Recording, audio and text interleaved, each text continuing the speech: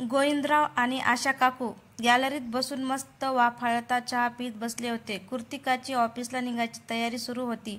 अमर सकाळी लवकर ऑफिसला जात असे. तो गेला की मग कृतिकाची धावपळ सुरू होईल. तिने नाश्ता आणि सगळा स्वयंपाक करून ठेवला होता आणि फक्त चपात्या करायच्या शिल्लक होत्या. त्या आशा काकू करत असत. रोजचा दिनक्रमच तसा होता. चहा पिल्यावर जरा सोसायटीच्या आवारात एक फेरी मारून येऊया असे गोविंदरावांना वाटले. आशा काकूही तयार झाल्या. थोड्याच वेळात कृतिका ऑफिसला निघून गेली आणि मग हे दोघेही पाय मोकळे करायला जायला निघाले. तेवढ्यात आशा काकूंच्या जिवलग मैत्रिणीचा फोन आला. गोविंदरावांनी मनात म्हटलं, आता राहिलं आपलं फिरायला जायचं. या दोघींचं बोलणं काही आता लवकर आटोपणार नाही. आशा काकूंना त्यांच्या चेहऱ्यावरील भावावरून लक्षात आले. नाही जास्त वेळ बोलत असं त्यांनी हसून म्हटले आणि फोनवर बोलू लागल्या. आशा काकू बोलत असताना गोविंदराव समोरच बसले होते. फोनवर बोलताना आशा काकूंच्या चेहऱ्यावरचे भाव सतत बदलत होते. चिंताग्रस्त गंभीर मध्ये गोविंदराव इशाऱ्याने त्यांना विचारत होते, पण आशा काकू नंतर सांगते असंच म्हणत. काकूंचे बोलणे झाल्यावर त्या बऱ्याच वेळ शांत होत्या. मग गोविंदरावांनीच विचारले तेव्हा आशा काकू सांगू लागल्या. सुमी तिची सून वेगळी राहायचं म्हणते आणि आश्चर्याची गोष्ट म्हणजे मंदार पण तयार झाला. गोविंदराव हसून म्हणाले, बस एवढंच मला वाटलं. खूप काही गंभीर घडले की काय? तुम्हाला ही एवढीशी गोष्ट वाटते? काही गंभीर आहे की नाही? काही नाही हो. या आजकालच्या मुली यांनाच नको असतं सासू-सासरे. त्यांच्यासाठी सासू-सासरे म्हणजे अडगळच. मी सांगते ना, त्या निशानेच कान भरले असणार मंदारचे. नाही तर मंदार आणि आई वडिलांना सोडून जाणार? शक्यच नाही. मी लहानपणापासून पाहिले त्याला. सुमितीशी खूपच आहे तो. आणि तो आता आशा काकूंनी आवडा गिळला. त्यांना पुढे बोलायला जमेना. अगं, या सर्व गोष्टी अगदी बरोबर आहे, पण तू तुझ्या मैत्रिणीची बाजू ऐकून सरसकट दुसऱ्या व्यक्तीला दोषी ठरवलंस, हे काही मला पटलं नाही. म्हणजे मंदार तुला मुलासारखा आणि त्यांची बायको निशा म्हणजे परकी. आपला मुलगा योग्य आणि दुसऱ्याची मुलगी वाईट. कान भरणारी कदाचित उलटही झालं असेल. वेगळं राहण्याचा निर्णय मंदारचा असू शकतो. आणि वेगळं राहणं म्हणजे काही नाती तोडणे नव्हे, तर नात्यांना भरण्यासाठी जागा निर्माण करणं. जवळीक निर्माण होण्यासाठी केलेली तरतूद. मन हवं तर आपण फक्त तर्क करू शकतो, पण त्यांच्या घरात नक्की काय झालं असेल याबाबत जाणून न घेता, तुम्ही बाजू ऐकून न घेता एकदम वर येणं मला पटत नाही. गोविंदराव म्हणाले, अहो, काय ऐकायचं निशाचं? मला सांगा. त्रास आहे तिला? सुमती काय जाच करते तिला की मारझोड करते? किती करते ती सुनेचं? आम्ही भेटलो की सुनेचे गुणगान गात असते. तिच्या आवडीची फळं, मासे, भाजी घेऊन जाते. शिवाय घरातली बरीच काम सुमितीच करते. निशा नोकरीला गेल्यावर बाळाला सांभाळते. वाण सामान, भाजी वगैरे सगळं तीच आणते. शिवाय सण उत्सव आहेच, त्यांची तयारी करते. एवढं सगळं असून सुद्धा काय दुर्बुद्धी सुचली दोघांना, काही कळत नाही. आशा काकूंनी सुमती काकूंची बाजू मांडली. अगं, या सर्व गोष्टी वरवरच्या आहेत, पण त्यांच्यात नेमकं काय झालं असेल हे आपण नाही सांगू शकत. मला तरी वाटतं की नक्कीच काहीतरी गंभीर गोष्ट असणार. त्याशिवाय इतका मोठा निर्णय का बरं घेतला असेल दोघांनी? असो आता जरा खाली जाऊन यायचं का? गोविंदराव म्हणाले. आता नाही हो इच्छा मला. तुम्ही जाऊन या, आशा काकू म्हणाल्या. गोविंदराव निघाले आणि आशा काकू विचार करत बसल्या होत्या. हे म्हणतात ते अगदीच काही चुकीचं नाही. कधी कधी आपल्याला जे दिसतं ते सगळं खरं असेल असं नाही. 2 दिवस आशा काकूंच्या मनातून सुमितीचा विचार जात नव्हता. राहून राहून हाच विचार येत होता की नेमकं काय घडलं असेल. कृतिकाच्या नजरेतून सासूचं असं विचार करणं काही सुटलं नाही. तिने सासूची बोलण्याचा प्रयत्न केला, पण आशा काकू काही न बोलता गप्प राहत. तिला काहीच कळत नव्हते नेमकं काय झालं आहे. मग तिने सासऱ्यांना विचारले, तेव्हा तिला सासूच्या गप्प राहण्याचं कारण कळालं. कृतिका आणि निशा समवयस्क होत्या. आशा काकू आणि कृतिका नेहमी सुमती काकूंकडे जात असत. त्यामुळे निशाशी कृतिकांची चांगली ओळख झाली होती. कधी एकत्र शॉपिंगला तर कधी मूव्हीला जात असत. त्यामुळे निशाचा स्वभाव कृतिकाला माहीत होता आणि निशाची स्थितीही कृतिका समजू शकत होती. वेगळं राहणं ही आईना वाटते तितकी गंभीर गोष्ट नाही आहे. हल्ली सगळे स्वतंत्र राहतात, त्यांच्या लाईफस्टाईलप्रमाणे जगतात. शेवटी प्रायव्हसी महत्त्वाची ना. मुळे एकमेकांच्या काही गोष्टी नाही पटत. वरवर चांगल्या वाटणाऱ्या सगळ्याच गोष्टी तशा असतील असे नाही. कृतिकाने विचार करतानाच निशाशी बोलायचे ठरवले. 2 दिवसांनी ती काहीतरी काम आहे असं सांगून निशाला भेटायला गेली.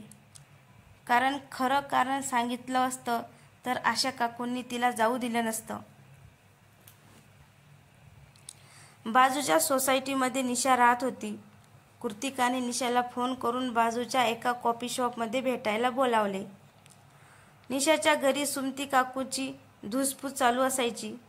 थोडा वेळ तरी शांतता भेटेल म्हणून ती कृतिकाला भेटायला गेली. कृतिका येऊन बसली.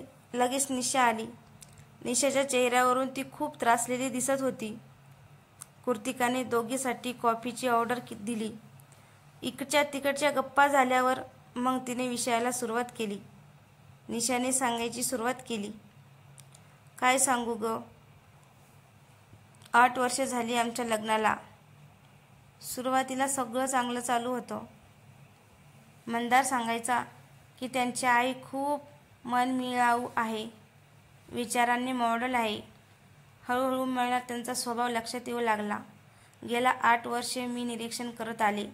सतत दुसऱ्यांच्या उणिवा काढायचं, त्यांच्याबद्दल वाईट बोलायचं. सुरुवातीला मी ऐकून घ्यायची, पण नंतर मला कंटाळा यायला लागला. आपण किती त्रास सहन केला, कसं सगळ्यांना खाऊ घातलं, हेच सारखं सांगायच्या. याच्या व्यतिरिक्त मी आणि मंदार बोलायला लागलो की ते आमचे बोलणे चोरून ऐकायच्या. कधी आमच्यात वाद झाला तर लगेच मंदारची बाजू घेऊन ती कशी चुकीची हेच दाखवून द्यायच्या. या सगळ्या गोष्टींचा माझ्या मनावर खूप परिणाम व्हायला लागला. माझ्या मुलाला कसं सांभाळायचं याबाबतही यांचा हस्तक्षेप. मी काही अडचणी किंवा त्यांच्यासारखी कमी शिकलेली नाही. मी अडाणी किंवा त्यांच्यासारखी कमी शिकलेली नाही. माझ्या मुलाला कसं वाढवायचं, कशी शिस्त लावायची हे मला कुणी सांगायला नको. आणि बाकीच्या छोट्या छोट्या गोष्टी आहेच. त्यांचा मुलगा कसा कष्ट करतो, सकाळी लवकर उठून कामाला जातो. अरे हेही काय सगळ्यांना सांगायची गोष्ट आहे का? तुम्ही त्याला शिकवलं, मोठं केलं ते घरी बसण्यासाठी का? नाही ना, नोकरी करण्यासाठीच ना. मग त्यात नवल ते काय, सगळेच नोकरी करतात. किंबहुना त्यापेक्षाही लवकर उठून जॉबला जाणारे, लोकलमधून धक्के खात प्रवास करत जाणारे या दुनियेत खूप आहेत. नवरा घरी नसल्यावर बऱ्याच गोष्टी घडतात ज्या बायकोला आवडत नाही, पटत नाही. सतत त्या गोष्टी घडत राहिल्या तर तिची चिडचिड होते आणि कालांतराने तिचा स्वभाव बनून जातो. तसंच झालं माझंही. मान्य आहे मला की आई माझा जाच करत नाही, मला अर्वाच भाषेशिवाय देत नाही. पण जाच करणे म्हणजे टोमणे मारणे, शारीरिक त्रास देणे हेच होतं नाही तर सुनेला कमी लेखणं, मुलांच्या आवडीनुसार जेवण बनवणं, त्यांना कसलाही त्रास होऊ न देणं. मग सुनेचे काम करून हाल झाले तरी चालतील.